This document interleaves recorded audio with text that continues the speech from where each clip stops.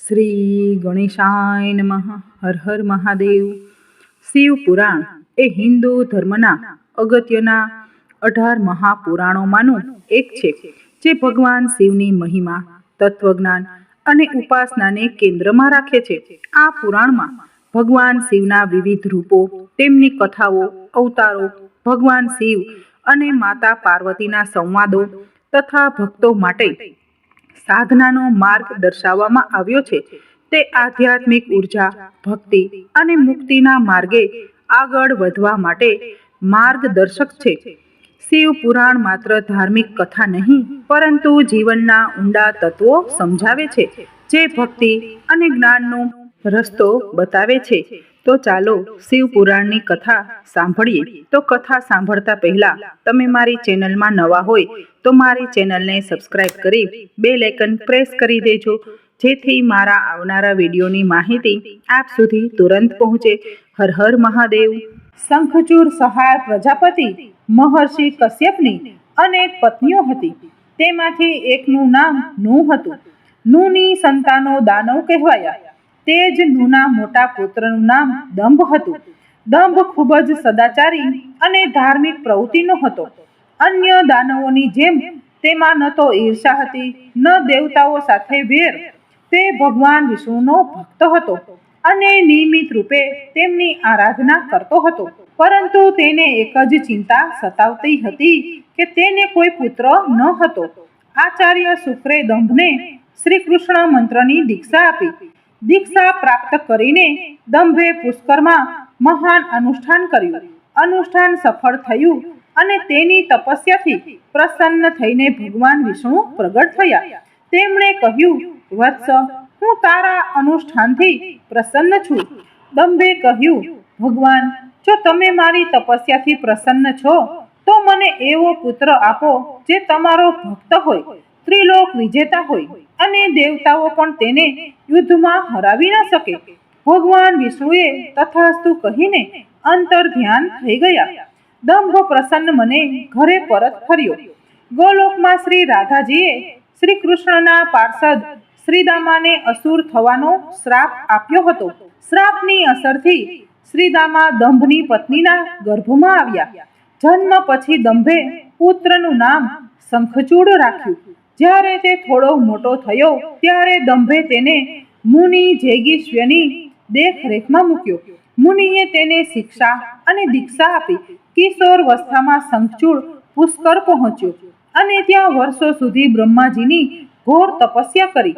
તેની તપસ્યાથી પ્રસન્ન થઈને બ્રહ્માજી પ્રગટ થયા અને બોલ્યા, વત્સ, હું તારી તપસ્યાથી પ્રસન્ન છું, વર માંગ.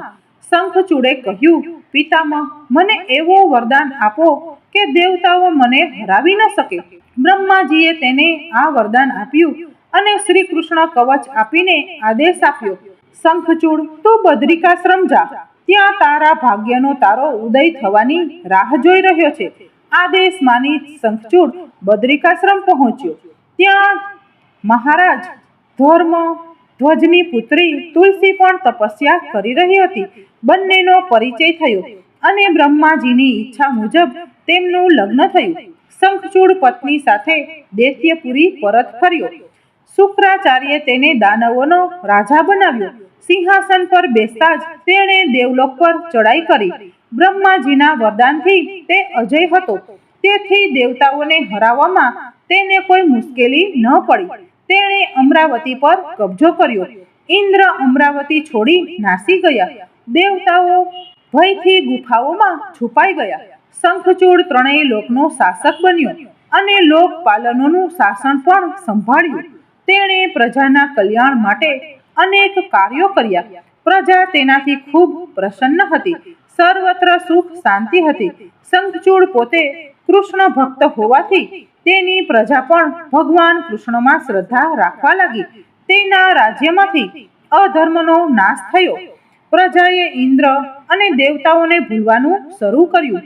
આથી દેવતાઓને ખૂબ દુઃખ થયું. ઇન્દ્ર બ્રહ્માજી પાસે ગયા અને બોલ્યા, પિતામહ, તમે શંખચૂડને અભયનું વરદાન આપીને તેને નિરંકુશ બનાવ્યો છે. તે અમરાવતી પર કબજો જમાવી બેઠો છે. દેવતાઓ દરની ઠોકરો ખાઈ રહ્યા છે. અમને બતાવો, અમે શું કરીએ? બ્રહ્માજી બોલ્યા, સુરેન્દ્ર, શંખચૂડ ધાર્મિક છે અને નીતિથી શાસન ચલાવે છે. પ્રજા તેનાથી પ્રસન્ન છે. તેના રાજ્યમાં બધા સુખી અને સમૃદ્ધ છે. અમને તેનાથી કોઈ ફરિયાદ નથી. ઇન્દ્રે કહ્યું, બધું ઠીક છે, પરંતુ શું અમે આમ જ ભટકતા રહીશું? અમરાવતી તો દેવતાઓની છે. બ્રહ્માજી બોલ્યા, નિશ્ચિત રીતે અમરાવતી દેવતાઓની હતી, પરંતુ શંખચૂડે યુદ્ધમાં તમને હરાવીને તે મેળવી લીધી છે. તેણે તમારી પ્રજાને કોઈ દુઃખ નથી આપ્યું, ફક્ત સિંહાસનનો ફેરબદલ થયો છે. ઇન્દ્રે કહ્યું, પરંતુ પિતામહ, અમે તમારા સંતાન છીએ. શું તમે ઈચ્છશો કે તમારા સંતાન આમ દરબદર ભટકતા રહે? કૃપા કરીને કોઈ ઉપાય કરો. બ્રહ્માજી બોલ્યા, હું આમાં કંઈ ન કરી શકું. જ્યાં સુધી શંખચૂડના ભાગ્યમાં અમરાવતીનું ઐશ્વર્ય ભોગવવું લખાયું છે તે ભોગવશે. તમે ભગવાન વિષ્ણુ પાસે જાઓ, તેઓ ચોક્કસ કોઈ ઉપાય સૂચવશે. નિરાશ થઈને ઇન્દ્ર ભગવાન વિષ્ણુ પાસે ગયા. તેમણે વિષ્ણુની સ્તુતિ કરી અને કહ્યું, ભગવાન, દેવતાઓ આ સમયે મોટા સંકટમાં છે. પિતામહ બ્રહ્માએ મને તમારી પાસે મોકલ્યો છે. કૃપા કરીને કોઈ ઉપાય કરો, નહીં તો સમગ્ર દેવજાતિ નાશ પામશે. ત્યારે ભગવાન વિષ્ણુ બોલ્યા, પિતામહનું કથન સાચું છે. હું પણ વિના કારણે શંખચૂડના મામલે હસ્તક્ષેપ કરવા નથી માંગતો. તેની પ્રજા કૃષ્ણ ભક્ત છે અને કૃષ્ણ મારું જ સ્વરૂપ છે. હું મારા ભક્તોને કષ્ટમાં જોઈ શકતો નથી. પરંતુ નિરાશ ન થાઓ. તમે ભગવાન શિવ પાસે જાઓ, તેઓ ચોક્કસ તમારા કષ્ટનું નિવારણ કરશે. વિષ્ણુની વાત સાંભળી ઇન્દ્ર નિરાશ થઈને વૈકુંઠથી નીકળ્યા અને અંતે તેઓ કૈલાસ પર્વત પર જઈને સ્વયં શિવલોક પહોંચ્યા. તેમણે ભગવાન શિવની સ્તુતિ કરી અને પોતાના આગમનનો હેતુ જણાવ્યો. શિવે તેમની વાત સાંભળી અને આશ્વાસન આપતા બોલ્યા, ધીરજ રાખો સુરેન્દ્ર, તમારું સિંહાસન તમને જરૂર પાછું મળશે. હું ગંધર્વરાજ ચિત્રરથને દૂત બનાવી શંખચૂડ પાસે હમણાં મોકલું છું. શિવના આદેશ મુજબ ગંધર્વરાજ ચિત્રરથ શંખચૂડની રાજધાની પહોંચ્યા. તે સમયે શંખચૂડ સિંહાસન પર બિરાજમાન હતા. ચિત્રરથે તેમનું અભિવાદન કર્યું અને બોલ્યા, દૈત્યરાજ, હું ગંધર્વરાજ ચિત્રરથ છું અને ભગવાન શિવનો સંદેશ લઈને તમારી પાસે આવ્યો છું. આ સાંભળી શંખચૂડના ચહેરા પર આશ્ચર્ય ઝળક્યું. શિવના દૂતને જોઈ તે સિંહાસનેથી ઊભા થયા અને બોલ્યા, મારું સૌભાગ્ય છે કે ભગવાન શિવે મને યોગ્ય સમજ્યું. તમે સંદેશ સંભળાવો. ભગવાન રુદ્રે શું કહ્યું છે? ચિત્રરથ બોલ્યા, દૈત્યરાજ, ભગવાન શિવનો સંદેશ છે કે તમે દેવતાઓનું રાજ્ય તેમને પાછું આપી દો અને તેમના અધિકારો તેમને સોંપી દો. શિવે દેવતાઓને અભયનું વરદાન આપ્યું છે. શંખચૂડ બોલ્યા, ગંધર્વરાજ, ભગવાન શિવને મારો પ્રણામ કહેજો અને તેમને જણાવજો કે શંખચૂડના હૃદયમાં તેમના માટે અપાર શ્રદ્ધા છે. પરંતુ જો તેમણે ઇન્દ્રની લાલચમાં આવીને મને દંડ આપવાનું નક્કી કર્યું હોય તો હું તેમની વાત નહીં માનું. હું તેમની સામે યુદ્ધ લડવા પણ તૈયાર છું. ચિત્રરથ પાછા ફર્યા અને શંખચૂડનો જવાબ શિવને સંભળાવ્યો. આ સાંભળી શિવ ક્રોધિત થયા અને પોતાના ગણોને યુદ્ધનો આદેશ આપ્યો. બીજી તરફ શંખચૂડે પોતાના પુત્રનો અભિષેક કરી તેને દાનવોનો અધિપતિ બનાવ્યો. પછી પોતાની પત્નીને કહ્યું, મેં યુદ્ધ સ્વીકારી લીધું છે. દેવી ઈશ્વર કરે આ યુદ્ધમાં આપણી જીત થાય. હવે મને અનુમતિ આપો, મારી સેનાઓ તૈયાર છે. પછી શંખચૂડ પોતાની સેના લઈ યુદ્ધ ભૂમિ પર પહોંચ્યા. બંને સેનાઓ ગોમતી નદીની નજીક સામ સામે આવી.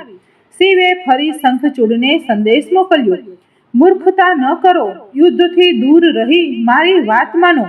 પરંતુ શંખચૂડ ન માન્યા અને ભીષણ યુદ્ધ શરૂ થયું. શિવ અને શંખચૂડ સામ સામે લડ્યા. અનેક અસ્ત્ર શસ્ત્રોથી ભયંકર સંગ્રામ થયો. જ્યારે શિવે શંખચૂડનો વધ કરવા ત્રિશૂળ ઉઠાવ્યું ત્યારે આકાશવાણી થઈ, હે દેવાધિદેવ, રોકો. સર્વ સમર્થ હોવા છતાં શ્રુતિની મર્યાદા ન તોડો. જ્યાં સુધી શંખચૂડ પાસે હરિનું કવચ છે અને તેની પતિવ્રતા પત્ની જીવિત છે ત્યાં સુધી તેને ન તો વૃદ્ધાવસ્થા આવશે ન તેનું મૃત્યુ થશે. આકાશવાણી સમાપ્ત થતા શિવનું ત્રિશૂળ આપોઆપ રોકાઈ ગયું. તે જ સમયે ભગવાન વિષ્ણુ પ્રગટ થયા. શિવ બોલ્યા, ભગવાન, તમે તો મને મોટા ધર્મ સંકટમાં મૂક્યો. તમે જ ઇન્દ્રને મારી પાસે મોકલ્યા અને જ્યારે મેં તેને અભય આપવા યુદ્ધ શરૂ કર્યું તો હવે તમારું જ કવચ આડું આવે છે. હવે તમે જ કોઈ ઉપાય સૂચવો.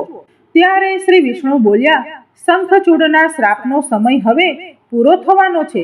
હે ભગવાન, હવે તેને અસુર યોનિમાંથી મુક્ત કરી ગોલોક મોકલવું જરૂરી છે. આ કૃષ્ણ ભક્ત છે અને કૃષ્ણ મારું જ સ્વરૂપ છે, તેથી તેને ગોલોકમાં પાછો મોકલવો યોગ્ય રહેશે. પછી ભગવાન વિષ્ણુએ બ્રાહ્મણનું સ્વરૂપ ધારણ કર્યું અને શંખચૂડ પાસે પહોંચ્યા. બ્રાહ્મણ રૂપે વિષ્ણુએ કહ્યું, હે દાનવ, આજે હું એક ગરીબ બ્રાહ્મણ તરીકે તમારી પાસે પાણીની આશા લઈને આવ્યો છું. શંખચૂડે કહ્યું, માંગો વિપ્ર, મારી પાસે જે કંઈ છે તે આપવામાં મને જરાય વિલંબ નહીં થાય. જો તમે મારું માથું પણ માંગશો તો તે આપવામાં પણ સંકોચ નહીં કરું. તમે ફક્ત આદેશ આપો. બ્રાહ્મણ રૂપે વિષ્ણુએ કહ્યું, હે દૈત્યરાજ, મને તમારું માથું નથી જોઈતું, મને તમારું કવચ જોઈએ છે. શું તમે તમારું કવચ દાનમાં આપી શકો છો? શંખચૂડે પોતાનું કવચ ઉતારીને બ્રાહ્મણ રૂપે વિષ્ણુને આપી દીધું અને કહ્યું, નિશ્ચિત રૂપે જો ભગવાન કૃષ્ણની ઈચ્છા આજ હોય તો એવું જ થશે.